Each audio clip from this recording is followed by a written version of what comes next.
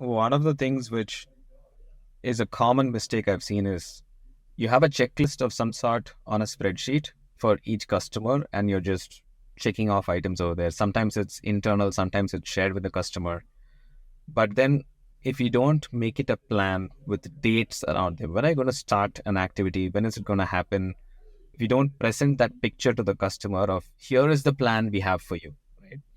And today it's not just this happening after contract is signed. I would actually say customers don't buy software today if they feel, they're not confident about your implementation plan, right? If they don't feel you will pull it off, they actually stay away. They're like, oh, this may turn into shelfware. Let me just go with someone who knows what they're doing, how they're going to bring me on.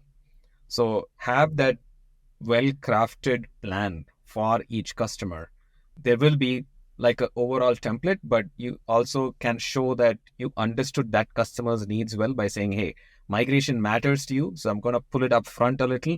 So, it's not down to the last day of going live, but we're going to do it with some buffer because I know you're going to have the other product switched off. So I have a plan B for you, right? So showing that comfort in timelines of how you have buffers built in and what's the overall plan.